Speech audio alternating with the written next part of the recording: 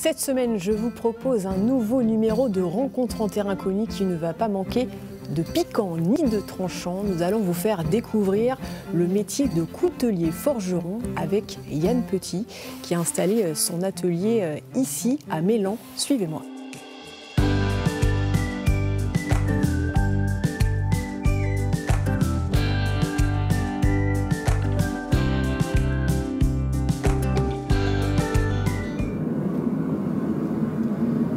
Bonjour Yann.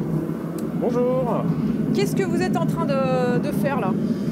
Alors là, je suis en train de terminer un fer de lance viking. Donc là, je fais la dernière étape qui va être le planage.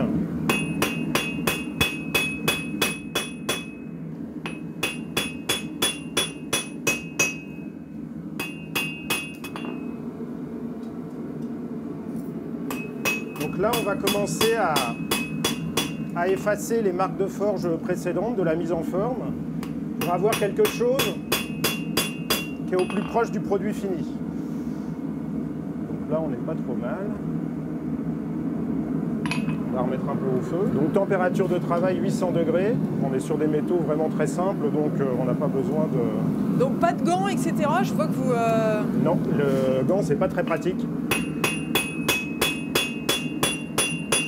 Voilà. Donc là, maintenant, on va laisser refroidir cette pièce-là pour pouvoir faire les étapes suivantes. Donc vous la plongez pas dans l'eau tout de suite? Non, dans un premier temps, on va faire un pré-décapage. C'est-à-dire qu'on va passer sur la machine à côté, qu'on appelle un backstand. On peut aller voir. Donc la pièce refroidie, on va pouvoir attaquer le premier décapage. Et là, elle est encore tiède ou Non, non, là je l'ai trempée, ouais. Enfin je l'ai passée sous l'eau, donc elle est froide. D'accord. Et donc on va prendre une bande à gros grain, donc le 36, et on va commencer à retirer tout l'aspect brut de forge pour avoir quelque chose qui a un premier rendu un peu plus fini. Ça, c'est un sacré papier de verre quand même. Hein. Voilà, il faut faire attention à ses doigts.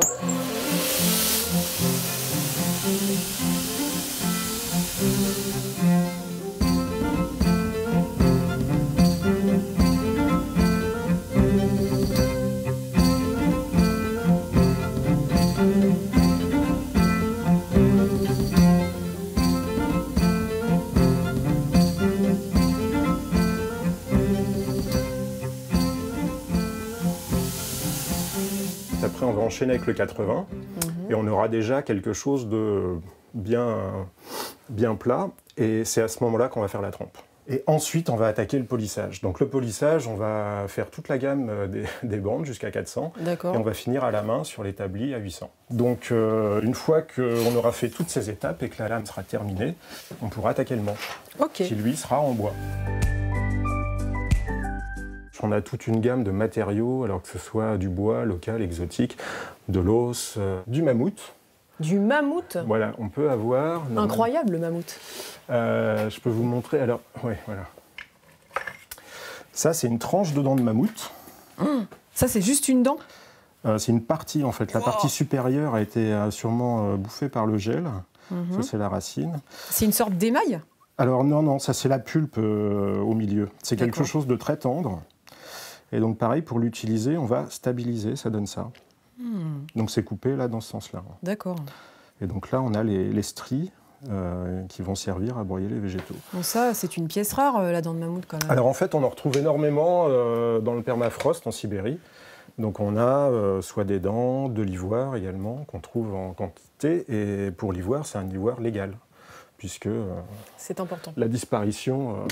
pour une fois, c'est pas de notre faute. Donc, on peut en avoir assez facilement. Par contre, c'est un monopole. Il n'y a qu'en Sibérie qu'on en trouve, donc ça coûte quand même assez cher. La fabrication de couteaux, ça reste votre cœur de métier. Voilà, c'est ça que je fais principalement, du couteau moderne et du couteau surtout pliant et de cuisine. Mais de base, c'était pas votre métier premier? Absolument pas. Racontez-nous un peu votre parcours atypique, quand même. Alors, c'est une reconversion un peu tardive, parce que j'ai commencé par des études de psychologie à Tours, à la fac des tanneurs, qui m'ont amené à travailler en psychiatrie pendant 18 ans. Quand même. En psychiatrie adulte. Et puis, au bout d'un moment, je me suis souvenu que j'avais cet attrait pour la forge. Et donc, je suis reparti dans quelque chose de complètement différent. J'ai une passion pour le Moyen-Âge, et je pratiquais la reconstitution historique. Et donc, c'est de cette passion que j'ai commencé à faire des épées, des couteaux, des dagues, des haches, enfin tout un tas de choses. J'ai toujours été assez manuel de toute manière en général. Et puis, c'est pas parce qu'on n'a qu'une vie qu'on peut pas en vivre plusieurs. Hein, donc, il y a un moment, il ne faut pas attendre la retraite ou je sais pas quoi. Donc, voilà. C'était le moment de le faire. Ça permet de passer de la ville à la campagne, ça permet de plein de changements. Donc, voilà, c'était très bien. J'ai bien aimé la première vie, mais j'aime beaucoup la deuxième aussi.